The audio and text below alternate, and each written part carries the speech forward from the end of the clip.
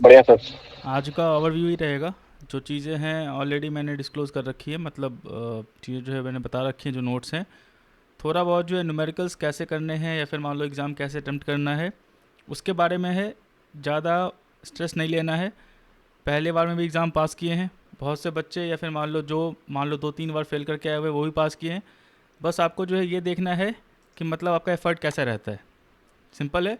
वो चीज़ें मैं बताऊंगा आपको, उसमें दिक्कत नहीं होगी। जो भी न्यूमेरिकल्स वाले पार्ट हैं खास करके चैप्टर 8 के हो गए, 10th के हो गए और चैप्टर 13th हो गया, उसमें जो है इन द सेंस क्या बोलते हैं, मैं जो है लाइव क्लास लूँगा।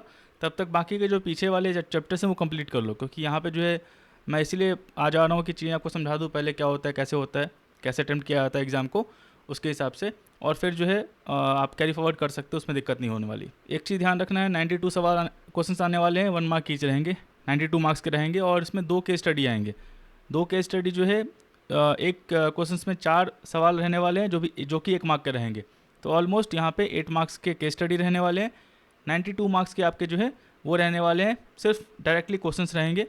यहाँ पे एक चीज़ ध्यान रखना, जो सवाल आने वाले हैं वो ट्रू फॉल्स ज़्यादा आएगा। ज़्यादा का मतलब जो क्वेश्चन है आपका, या 20% जो क्वेश्चन है उसमें क्या होगा, सिंगल एक, जैसे मान लो एग्जांपल बोलता हूँ मैं, किसी भी क्वेश्चन को मैं ले लूँ यहाँ पे, what is the role of a research analyst. तो रिसर्च एनालिस्ट के रोल में यहाँ पे आपको 4 ऑप्शन दिया गया है। तो ये एक सवाल हुआ आपका, इसमें आपको 4 ऑप्शन दिए गए, मतलब यहाँ पे 1 मार्क का सवाल आ गया है। वहाँ पे क्या होगा, रिसर्च एनालिस्ट का रोल क्या है, एक ट्रू है एक फॉल्स है। पहला पार्ट हो गया, मतलब एक पार्ट में आपको ट्रू फॉल्स एक सवाल रहेगा, बी वाले पार्ट में आपको ट्रू फॉल्स का एक सवाल रहेगा, और सी वाले पार्ट में ट्रू फॉल्स का आपको एक सवाल रहेगा। तो जब तक आपका तीनों पार्ट का कॉन्सेप्ट क्लियर नहीं है कि ये जो लाइन बोला गया है, यहाँ पे देखो, are only involve in collection of data, ये ट्रू एंड फॉल्स है, बताओ क्या होगा, फॉल्स है। आर का काम सिर्फ कलेक्शन ऑफ डाटा नहीं करना है, डाटा तो उसको कलेक्ट भी करना है, लेकिन उसको जो है एनालाइज करना है, उसके हिसाब से उसको जो है एडवाइस, मतलब एक तरह से अपना ओपिनियन फॉर्म करना है। Are only involve in analysis of data, नहीं, कलेक्शन भी करना है। डाटा को कहाँ से वो ले रहे हैं, किस सोर्स से वो ले रहे हैं, ऑथेंटिक सोर्स है या नहीं है, वो भी देखना है। और यहाँ पे देखो, R A helps in financial planning of a client, बताओ ट्रू एंड फॉल्स में ये सवाल, इसका आंसर क्या होगा, फॉल्स होगा। क्यों, फाइनेंशियल प्लानिंग किसका पार्ट है, फाइनेंशियल प्लानिंग जो है वो पार्ट है इन्वेस्टमेंट एडवाइजर का। सिंपल सा बेसिक कॉन्सेप्ट है। आपको, आपका काम जो है एज ए रिसर्च एनालिस्ट, अगर आप रिसर्च एनालिस्ट बनते हैं तो आपका काम क्या है, आपका काम जो है सिर्फ क्या बोलते हैं, रिकमेंडेशन प्रोवाइड करना है सिक्योरिटीज़ पे। सिक्योरिटीज़ डिफाइंड की गई हैं, आप रिकमेंडेशन स्टॉक्स में दे सकते हैं, एफ में दे सकते हैं, करेंसी में दे सकते हैं, कमोडिटी में दे सकते हैं। जो भी सिक्योरिटीज़ डिफाइंड की गई हैं उसमें आप जो है रिकमेंडेशन दे सकते हैं, लेकिन आप क्लाइंट का फाइनेंशियल प्लानिंग नहीं कर सकते। ये आपको अथॉरिटी नहीं दे रहा है research analyst, research R A regulations. जो फाइनेंशियल प्लानिंग का काम है वो काम है इन्वेस्टमेंट एडवाइजर का। तो ऐसे ही सवाल रहेंगे आपके। यहाँ पे देखो, R A helps their client to take inform decision, correct. आप जो क्लाइंट को बोलते हो सर यहाँ पे जो है आप टीसीएस ले लो, करेक्ट। तो आप बता रहे हो टीसीएस क्यों लेना है, आपका रेशनल क्या है उसके पीछे, आपका रिपोर्ट क्या है। तो उसको आप इन्फॉर्म्ड कर रहे हो कि अगर मैं बाई बोल रहा हूँ टीसीएस को, तो टीसीएस बाई करने का पीछे रीज़न क्या है, फाइनेंशियल रिजल्ट्स अच्छे हैं, इसके शेयर होल्डिंग्स अच्छी है, इसका प्रॉस्पेक्ट क्यों अच्छा है, इसके कितने प्रोजेक्ट्स हैं, कितने प्रोजेक्ट्स आने वाले हैं, क्या चेंजेस हो रहे हैं, वो आपकी रिसर्च रिपोर्ट्स में है। तो ये चीज़ें हैं, इस हिसाब से जो है आपको जो है क्या बोलते हैं, चीज़ें जो है करनी होंगी, देखनी होंगी। कोई ज़्यादा टफ नहीं है। जो चीज़ें मैंने बताई हैं, जो नोट्स हैं, जो रिकॉर्डिंग वीडियोज़ हैं खास करके, वो आपके लिए सफिशियंट है। बाकी कोई स्ट्रेस नहीं लेना एग्ज़ाम में कि एग्ज़ाम जो है टफ आता है। जो भी चीज़ें आती है, मैंने हर चैप्टर का टॉपिक वाइज मैंने कॉन्सेप्ट क्लियर कर रखा है, हर चैप्टर का, हर टॉपिक का। इसमें तो यस कोई यस। बोल नहीं सकता है कि यस यस। मतलब जो है मैंने ऊपर ऊपर पढ़ा दिया या फिर मान लो छोड़ दिया मैंने। 2 घंटे का ये चीज़ नहीं है, आपको थोड़ा जो है कॉन्सेप्ट ध्यान में रखना होगा। एक बार कॉन्सेप्ट ध्यान में है तो भी दिक्कत नहीं होने वाली। और यहाँ पे जो न्यूमेरिकल्स आपके आएंगे खास करके चैप्टर 8 में और 10 में, वो न्यूमेरिकल्स मैं दिखाऊंगा कैसे करने हैं, कैसे आपको ब्रेक करना है न्यूमेरिकल्स को। अभी एक एग्जांपल दिखाना है, उसमें आपको दिक्कत नहीं होने वाली है। बस ध्यान रखना है, ये आपका पूरा का पूरा आर ए रेगुलेशंस है कि रिसर्च एनालिस्ट को क्या क्या चीज़ें फॉलो करनी है। तो ये इसका मैं लाइव क्लास ले लूँगा, चीज़ें आपको समझ में आ जाएंगी, रिसर्च एनालिस्ट को क्या करना होता है, क्या नहीं करना होता है। तो ये एक पार्ट है आपका। दूसरा जो पार्ट है आपका वो चैप्टर 8 है, कंपनी एनालिसिस। ये भी आसानी है, प्राइस टू अर्निंग हो गया, प्राइस टू बुक वैल्यू हो गया, वैल्यूएशंस हो गया, क्या बोलते हैं, वैल्यूएशंस रेशियो कैसे हो निकालते हैं, वो चीज़ें पार्ट हो गई एक तरह से। कॉर्पोरेट एक्शंस हो गया, ये 5 नंबर का सवाल आप ऐसे ही कर सकते हो। डिविडेंड हो गया, स्प्लिट हो गया, बोनस हो गया, तो यहाँ पे वो चीज़ें पढ़ाई जाएंगी। सिंपल है। वैल्यूएशन प्रिंसिपल मतलब कंपनी का वैल्यूएशन कैसे, इसके भी जो फॉर्मूले हैं कुछ वैल्यूएशंस निकालने के, उस पर डायरेक्टली क्वेश्चन रहते हैं। एक एक केस स्टडी आएगा, केस स्टडी बहुत आसान रहता है, वो भी जो है आने वाले टाइम में बता दूंगा। पहले जो चीज़ें बताई हैं वीडियो मैंने आपको प्रोवाइड किया है, पहले वो कर लें। अगर मैं सीधा आता हूँ चैप्टर 8 पे या चैप्टर 10 पे, थोड़ा बहुत आपको दिक्कत होगी। अगर मान लो पीछे का जो है कॉन्सेप्ट आपका क्लियर नहीं है तो कोशिश करो सारे के सारे आप चैप्टर देखो, कोई जल्दी नहीं है। मैं कोई बाउंडेशन रखा नहीं हूँ कि आपको 1 महीने के अंदर कंप्लीट करना है जो फीस आपने पे किया है। आप जब तक पास नहीं हो जाते तब तक सपोर्ट रहेगी, उसकी आप चिंता मत करो। चाहे 1 बार में हो, 2 बार में हो, 3 बार में हो, दिक्कत हो रही है। यहाँ पे गुजरात मीडियम वाले बच्चे आए हैं जिनको कुछ नहीं पता था, इंग्लिश के बारे में ABCD पता नहीं था उनको पास करवा दिया। हाँ, थोड़ा टाइम लगा उनको पास करने में। हिंदी मीडियम वाले आते हैं, थोड़ा टाइम लगता है क्योंकि मैं इस फील्ड में हूँ, मैं चीज़ें यही कर रहा हूँ, तो मेरे लिए आसानी होगी। या फिर जिसने MBA कर रखा है इस फील्ड में, या फिर 10th 12th में यही कर रखा है, 12th में यही कर रखा है, ग्रेजुएशन यही कर रखा है, तो उनके लिए आसानी होगी। बाकी जो है उनके लिए थोड़ी बहुत टफ होगी, लेकिन दिक्कत नहीं है, मैंने आसान कर रखा है। आप एक बार देखें, आपको उतनी जो है कंसर्न नहीं रहने वाली। अब मैं बता रहा हूँ आपको, सिंपल है। ये सवाल है आपका, इसमें से सिंपल अगर किसी को समझ में आ रहा है तो ठीक है, नहीं समझ में आ रहा तो भी जो है मैं आपको एक्सप्लेन कर दूंगा। इसमें ये जो आपका सवाल है, इसमें मुझे सबसे पहले बताओ कंपनी का मार्केट कैप कितना है। मार्केट कैप मैंने पढ़ाया होगा चैप्टर 2 में या 3 में। मार्केट कैप कंपनी का निकलता कैसे है। लो आपको नहीं हो रहा है तो मैं हेल्प करूंगा, कोई दिक्कत नहीं है, लेकिन आपको एफर्ट डालना पड़ेगा। ऐसा नहीं है कि मतलब सिंपल आ गया और आप जो है चीज़ें जो है जाके बैठोगे और एग्जाम पास कर जाओगे। थोड़े फार्मूले आपको याद रखने पड़ेंगे, चीज़ें आपको याद रखनी पड़ेंगी। मार्केट कैप कोई निकाल सकता है, सवाल कैसे है, चीज़ें कैसे वर्कआउट करती हैं, कैसे होंगी। मैं और भी देता हूँ, आपको दिक्कत नहीं होने वाली। आपको इसी तरीके से जो है आपको अटैम्प्ट करना है। यहाँ बोला क्या गया पहले, price to earning ratio of a business is 10। Price to earning ratio chapter 3 में होगा शायद 10, मतलब कंपनी में 1 रुपीज़ प्रॉफिट के लिए मैं कितना रुपीज़ पे कर रहा हूँ, 10 रुपये। प्राइस टू बुक वैल्यू और ratio of a business is 5। Book value per share RS 15 है and outstanding number of shares जो है वो 10,000 है। What would be the return on equity of this business. Return on equity पूछ रहा है, तो इसलिए बोल रहा था कि थोड़ा बहुत जो है पीछे का आपका पास कॉन्सेप्ट क्लियर रहेगा आपका, तो फिर आपको उतनी दिक्कत नहीं होगी। अब यहाँ पे देखो, सिंपल तोड़ने का सबसे अच्छा तरीका जो है ये आपके सवाल रहे। इसको डिकोड करने का सबसे अच्छा तरीका है, जो चीज़ें बताई गई हैं पहले उसको नोट डाउन करें। Price to earning ratio, price to earning ratio 10 दिया गया है।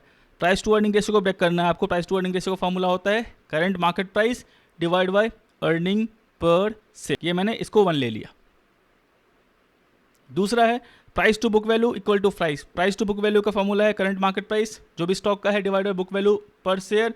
इसको मैंने 2 ले लिया।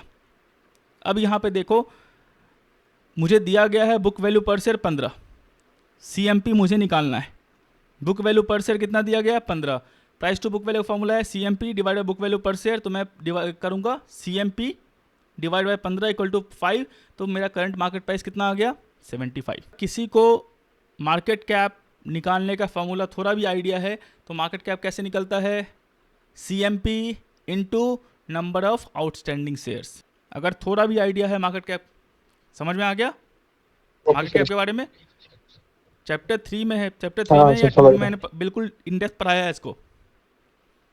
Market cap equal to CMP into number of outstanding shares. Number of outstanding shares दिया गया है, मुझे CMP निकालना है और CMP मुझे इसमें से निकालना है। तो आपको क्या करना है, ऐसे देख के कंफ्यूज नहीं होना है, पहली बात। और सबसे इंपॉर्टेंट बात है, अगर आपको न्यूमेरिकल में समझ नहीं आए या टाइम लगे तो न्यूमेरिकल पहले अटेम्प्ट नहीं करनी है। जो मैंने थ्योरी कॉन्सेप्ट क्लियर किया है, ऑलमोस्ट 70 मार्क्स के आपको थ्योरी आने वाले हैं। अगर उस पर आप कमांड कर लेते हो, कमांड मतलब बहुत अच्छे से कमांड है, तो आपको एग्जाम पास करने से कोई रोक नहीं सकता।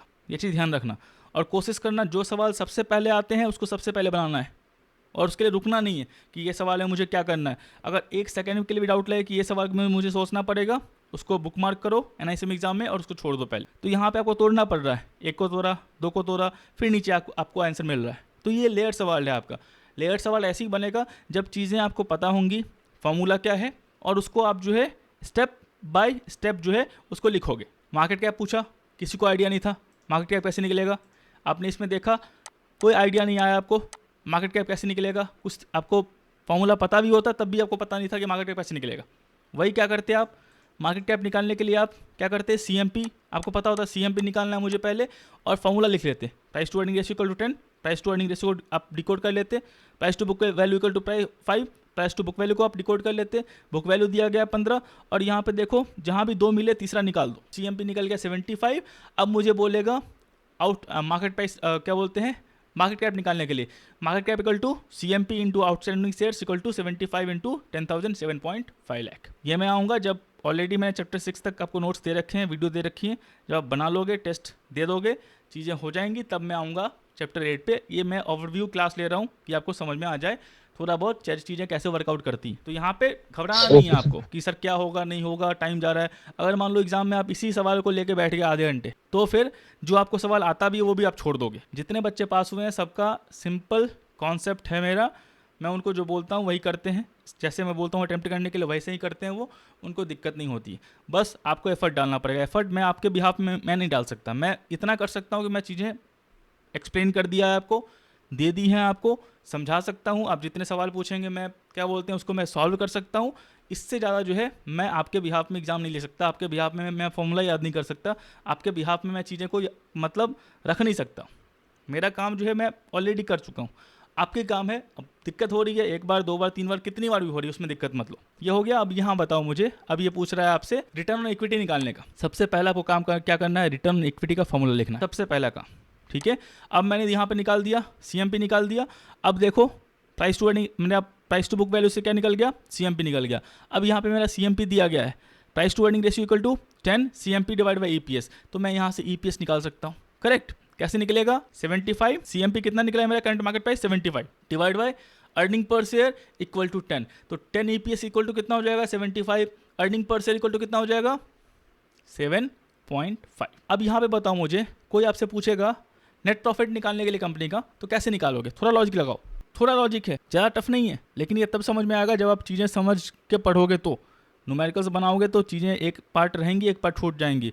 और NISM थोड़ा टफ कर दिया एग्जाम को, मैं फिर से बोल रहा हूँ, टफ का मतलब कॉन्सेप्ट बेस्ड कर दिया है। पहले आप 2-3 सेट 5 सेट लगा के आप जाते और तो आप पास कर सकते थे, लेकिन अब ऐसा नहीं है, आपको थोड़ा बहुत जो कॉन्सेप्ट पता होना चाहिए। आउटस्टैंडिंग शेयर्स दिया गया है, EPS दिया गया है, मुझे नेट प्रॉफिट निकालना है। ROE का फॉर्मूला है net profit divide by share holders equity और इक्विटी।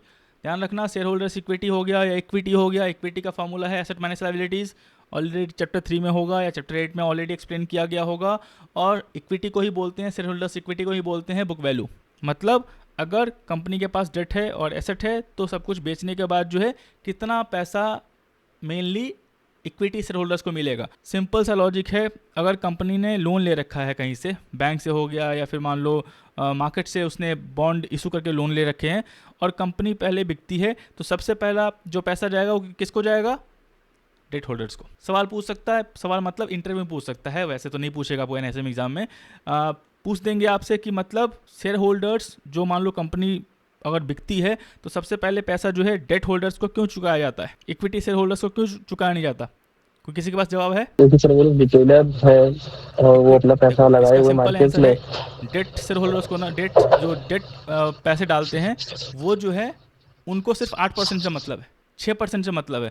अगर मान लो कंपनी 10 गुना हो गई तो उनको तो उनसे फ़ायदा नहीं हो रहा, उसको तो 6% ही मिल रहा है।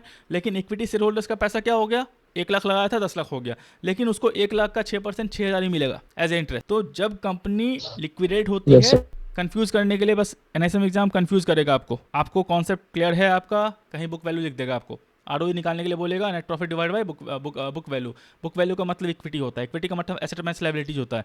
अब यहाँ पे देखो बुक वैल्यू पर शेयर कितना दिया गया है 15, आउटस्टैंडिंग शेयर्स कितना दिया गया है 10,000, तो बुक वैल्यू पर शेयर है, आउटस्टैंडिंग शेयर्स 10,000 हैं, तो यहाँ पे बुक वैल्यू एक शेयर का दिया गया है, कंपनी के पास 10,000 शेयर्स आउटस्टैंडिंग है, तो कंपनी का बुक वैल्यू क्या होगा, टोटल 15 इंटू 50, 1,50,000। समझ में आ गया। अब नेट प्रॉफिट पूछ रहा था मैं आपको, net profit equal to EPS into outstanding share. EPS का मतलब क्या, अर्निंग पर शेयर, कंपनी एक शेयर पे कितना अर्न कर रही है, और कंपनी का आउटस्टैंडिंग शेयर्स कितना है 10,000, तो कंपनी का नेट प्रॉफिट कैसे होगा, EPS into outstanding shares 7.5 into 10,000 equal to 75,000, ROE equal to 75,000, मतलब net profit divide by share holders equity. Share holders equity है आपका बुक वैल्यू, कहीं पे दे देगा एसेट, कहीं पे दे देगा लाइबिलिटीज़, तो एसेट में से लाइबिलिटी हटा लेना, वही आपका निकल जाएगा book value of A company. तो यहाँ पे book value of A company है 1.5 लाख, 75,000 डिवाइड बाई 1.5 लाख 1/2, इसका हो गया 0.5 इंटू 100 से मल्टीप्लाई कर दो तो आ गया 50%। समझ में आ गया वो कैसे अटेम्प्ट करना है? सिंपल सा है, कोई दिक्कत नहीं है, आप करते रहें, मैं हूँ साथ में, उसमें दिक्कत नहीं होनी दूंगा कि एग्ज़ाम कैसे करना है, क्या अटेम्प्ट करना है, कैसे पास करना है। थोड़ा एफर्ट डाल दो, एफर्ट आपको डालना पड़ेगा, एफर्ट नहीं डालोगे तो इसमें मैं कुछ नहीं कर सकता हूँ, मैं ओपनली बोलता हूँ, कोई गारंटी नहीं है, कोई कुछ भी नहीं है। एफर्ट डालोगे, सवाल कोई भी हो, डाउट कुछ भी हो, पूछिए आप। पिछले बार जो स्टूडेंट था वो दीप था, उसको दिक्कत हो रही थी, पहली बार में उसको दिक्कत हो गई, दूसरे बार में मतलब बोला सर मुझे बताओ कैसे क्या करना है, 70% के आसपास, 75% के आसपास मार्क्स आए हैं उसको। जब पहली बार फेल हुआ है, दूसरी बार में 75% मार्क्स आए हैं उसको। एफर्ट देखो, एफर्ट जो है वो डालना पड़ेगा, एफर्ट मैं नहीं डाल सकता, बहुत है, समझ गए ना, वो मेरे हाथ में नहीं है। मैं तो मेरा एफर्ट क्या है कि मैं आपको क्या बोलते हैं चीज़ें डिस्क्राइब ना करूँ, मैं ऊपर ले जाऊँ, 1 घंटे में पूरा कोर्स कंप्लीट कर दूँ, तो वो मेरे साथ वो हो सकता है कि हाँ चलो मैंने पढ़ाया नहीं सही से, मैंने हर टॉपिक डिफाइन किया है, हर टॉपिक एक्सप्लेन किया है, चीज़ें एक्सप्लेन की हैं, बस आपको क्या करना है, रिमेंबर करना है, चीज़ें देखनी है, समझनी है और रिमेंबर करनी है। और न्यूमेरिकल का अटैम्प्ट करने का तरीका क्या है मैंने बता दिया आपको, मैं बताऊँगा, आप एक बार चैप्टर 6 तक 7 तक कंप्लीट कर लो, चैप्टर 8 का 10th का और 13th का, वो मैं लाइव क्लास ही लूँगा आपसे, चीज़ें बता दूँगा, जो भी सवाल होंगे उसको डिकोड कैसे करना है, उसको अटैम्प्ट कैसे करना है, बहुत कम से कम टाइम में। ये तो मतलब मैं फिर से बोल रहा हूँ, ये आपको क्या होगा ना, इसमें 4 मार्क्स वाले सवाल होंगे, ये केस स्टडी सवाल है, यहाँ पे इसने दे दी है। अब यहाँ पे ये पूछ सकता है, 4 चीज़ पूछ सकता है यहाँ से, market cap, net profit, ROE, EPS, और यहाँ पूछ रहा है ये आपका return on equity. Return on equity का फॉर्मूला सिंपल है, net profit divide by share holders equity. Share holders equity already आपका दिया गया है, बुक वैल्यू पर shares into number of outstanding shares कर दो, डिकोड करो सबको, चीज़ें मैं एक्सप्लेन कर दूंगा, इसको वो भी कर दूंगा, ठीक है। तो बस यही था जो चीज़ें हैं आपको एक्सप्लेन करनी थी आपको, कि थोड़ा बहुत जो है चीज़ें समझ जाओ कैसे क्या करना है। और NISM एग्जाम में ध्यान रखना, थ्योरी आप जो है थोड़ा बहुत जो है एक बार स्ट्रॉन्ग कर लो। सबसे पहले आपको आधे घंटे में वो चीज़ करनी है जो सबसे पहले आपको आता है, जहाँ पे डाउट ना हो आपको कि ये ऑप्शन होगा ये ऑप्शन होगा। इतने पढ़ के जाओगे 45 मार्क्स तो मतलब कंफर्म है, 45 से 50 मार्क्स में आप कोई भी दिक्कत नहीं होगी, आपको आराम से पता होगा कि मैंने सही किया है। अब बचे 50 मार्क, 50 मार्क में आप देखो न्यूमेरिकल्स जो 20 पूछे जाएंगे आपसे, 20 में 10 न्यूमेरिकल ऐसे होंगे जो सिंपल फार्मूला बेस्ड रहेंगे। दिया गया है आपके सामने, फार्मूला डालो, आंसर निकालो। आपको बस 60.75 है, दिवेश नाम का लड़का है 60 पॉइंट समथिंग, 61 पॉइंट समथिंग लाया है, RA का लाइसेंस मिल गया उसको, RA का लाइसेंस चाहिए था उसको, मिल गया। तो ऑब्जेक्टिव जो है आपका वो ये चीज़ें होनी चाहिए, वैसी होनी चाहिए कि आपको जो है देखते कैसे हो। कोई बोल रहा है हार्ड है, बहुत हार्ड है, उसकी मत सुनो, सिंपल सी बात है।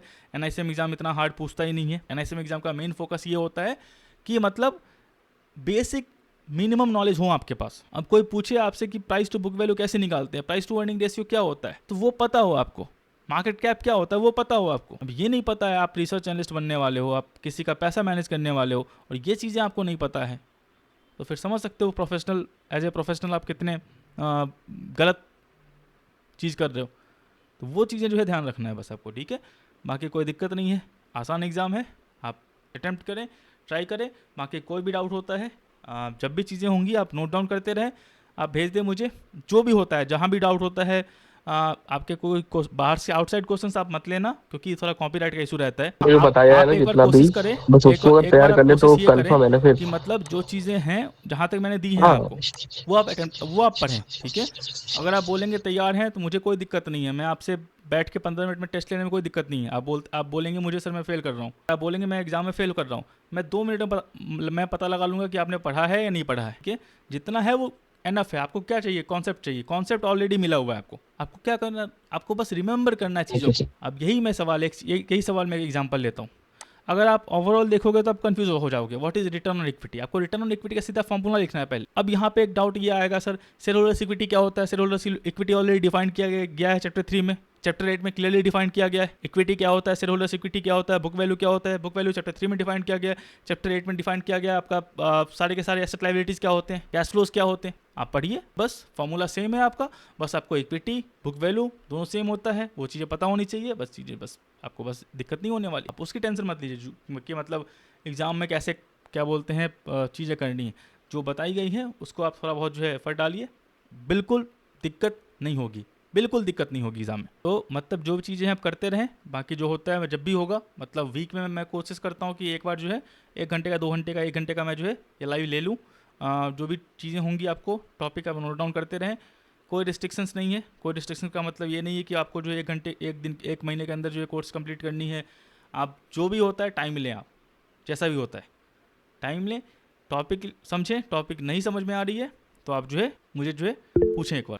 तो वो है, कोशिश करता हूँ सैटरडे संडे को जो है मैं एक बार लाइव ले लूँ। जो भी चीज़ें होंगी, जो भी डाउट होंगे, आप जो है एक बार नोट डाउन कर लेना, बाकी मैं उसको एक्सप्लेन कर दूंगा। रेनू जी कुछ डाउट है आपको? सर मैंने लेट ज्वाइन किया था, तो मैं यही पूछना चाह मैम रही थी अभी तो कि अभी क्या कुछ एग्जाम देखो, शेड्यूल्ड है इसका क्या, इसका मैं बता दूं आपको, एग्ज़ाम या शेड्यूल का मतलब इसका क्या रहता है, इसमें कितने इसमें कितने नहीं दिनों होता, में इसमें होता हर है दिन एग्जाम एग्ज़ाम है। सर ये? अगर आपका सेंटर मान लो वाराणसी है, या फिर मान लो दिल्ली में है, या फिर मान लो अहमदाबाद में है, अगर आपके अच्छा। आपके घर के पास अगर सेंटर सीट्स खाली हैं, तो आप आज एग्ज़ाम लिख दें, कल एग्ज़ाम लिख दें, परसों एग्ज़ाम लिख दें। तो इसमें कुछ ऐसा नहीं है कि मतलब ये बोर्ड एग्ज़ाम है कि मतलब मार्च में ही होगा।